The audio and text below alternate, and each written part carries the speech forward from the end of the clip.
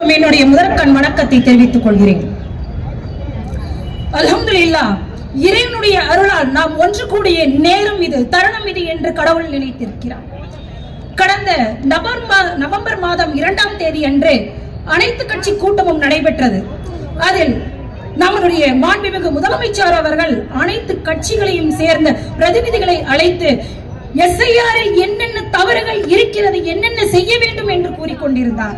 அப்போது இந்திய யூனியன் முஸ்லிம் லீக்கை சேர்ந்த என்னுடைய பேராசிரியர் அவர்கள், நீங்கள் எந்த நடவடிக்கை எடுத்தாலும் சரி, எந்த தருணத்திலும் சரி, இந்திய யூனியன் முஸ்லிம் லீக் கண்டிப்பாக திமுகவுடன் இருக்கும் என்று கூறினார். அதன் அடிப்படையில் இன்று நான் இங்கு உங்களோடு குழுமியிருக்கிறேன். அல்ஹம்துலில்லாஹ், இது இறைவனுடைய நாட்டம். ஓகே, எஸ்ஐஆர் என்று எல்லாரும் கேள்விப்பட்டுட்டோம், எல்லாமே பேசிட்டோம், எல்லாருமே தெரிஞ்சுக்கிட்டோம். இந்த எஸ்ஐஆர் என்பது எதனால் கொண்டு வரப்பட்டது, யாரால் கொண்டு வரப்பட்டது? எலெக்ஷன் கமிஷன் ஆஃப் இந்தியா கொண்டு வராங்க. எங்களுக்கு பவர் இருக்கு. ஆர்டிகல் 364 எங்களுக்கு பவர் இருக்கு. பீப்பிள்ஸ் ரெப்ரசன்டேஷன் ஆஃப் பீப்பிள்ஸ் ஆக்ட்ல 1950ல எங்களுக்கு பவர் இருக்கு. ஆக செக்ஷன் 21 படி எங்களுக்கு பவர் இருக்கு, நாங்க எஸ்ஐஆர் கொண்டு வந்தோம்னு சொல்றாங்க. சரி, உங்க சூட்சமம் எல்லாம் நல்லா தான் இருக்கு கேட்கறதுக்கு. Okay, right. இதுல ஏன் நாம் எதிர்க்க வேண்டும்? கான்ஸ்டிடியூஷனல் வேலிடிட்டி என்ன இருக்கு? அதனால்தான் இன்று சுப்ரீம் கோர்ட்ல திமுக ஒரு ரிட் மனு தாக்கல் செய்திருக்கு. இன்னைக்கு சட்ட ரீதியாகவும் நாம் அனைவரும் ஒன்றிணைந்து போராடி கொண்டிருக்கிறோம். உச்ச நீதிமன்றத்தில், மக்கள் மன்றத்திலும் போராடி கொண்டிருக்கிறோம். காரணம் என்ன தெரியுமா? ஆர்டிகல் 10 ஸ்பாயில் பண்ணது, ஆர்டிகல் 14 ஸ்பாயில் பண்ணது, ஆர்டிகல் 19 ஸ்பாயில் பண்ணது, ஆர்டிகல் 21 ஸ்பாயில் பண்ணது. முக்கியமாக ஆர்டிகல், அதாவது சரத்து 326 நம்மளுடைய ஓட்டுகளை சேஃப்கார்டு செய்யக்கூடிய அந்த ஆர்டிகலையே சேலஞ்ச் பண்ணக்கூடிய ஒரு இதுதான், இந்த நிகழ்வுதான் இந்த எஸ்ஐஆர். ஆக இந்த எஸ்ஐஆர் என்பது சட்ட ரீதியாகவும் எதிர்கொள்ளக்கூடிய தன்மையுடையது என்பதுதான் சொல்ல வேண்டும். அடுத்ததாக பிராக்டிகல் டிஃபிகல்டிஸ் என்று சொல்றோம் என்றால், நவம்பர் 2ஆம் தேதியிலிருந்து ஸ்டார்ட் ஆச்சு, 4ஆம் தேதியிலிருந்து எல்லாருமே லிஸ்ட் எடுக்க ஆரம்பிச்சிரும்னு சொல்லிட்டாங்க இல்லையா? சோ நவம்பர் 2ல இருந்து பிப்ரவரி 7ஆம் தேதி ஆக மொத்தம் 3 மாதம். எத்தனை மாதம்? ஒரு 3 மாதத்தில் 7.5 கோடிக்கு மேல் இருக்கக்கூடிய தமிழக மக்களை எப்படி நீங்கள் கணக்கெடுக்க முடியும்? முடியாது இல்லையா? முடியுமா? சாதாரணமாக ஒரு 2 ஃபார்ம் எடுத்துட்டு ஒரு வீதிக்கு போனோம்னா எவ்வளவு நேரம் ஆகும்? இங்க நிறைய பெண்கள் குழுமி இருக்கிறீங்க, அதுக்காக நான் சொல்றேன் ஒரு விஷயம்.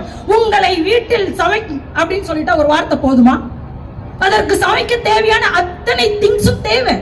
வீட்டுல இருக்கிற மாதிரி சமைனா பரவாயில்ல, ஆனால் அதையும் தாண்டி நீ அதெல்லாம் வாங்கிட்டு வந்துட்டு தான் செய்யணும் அப்படின்னா அதனுடைய சமையலினுடைய தன்மை, உணவினுடைய தன்மை எப்படி இருக்கும்? பிசிபிசித்து போயிடும் இல்லையா?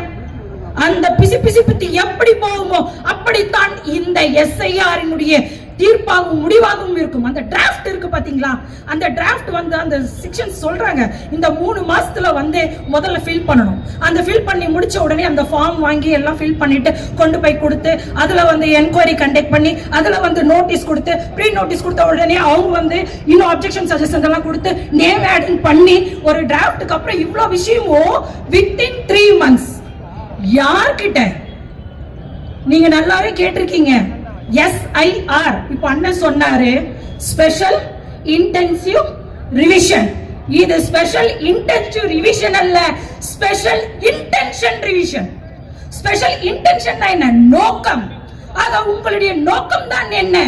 உங்களுடைய நோக்கம் தவறானது, உங்களுடைய நோக்கம் மாலிஃபைட் ஆனது, உங்களுடைய குற்றம் மனம் கொண்ட மனம் உண்டு. உங்களுடைய நோக்கம் அவ்வாறு தக்கது.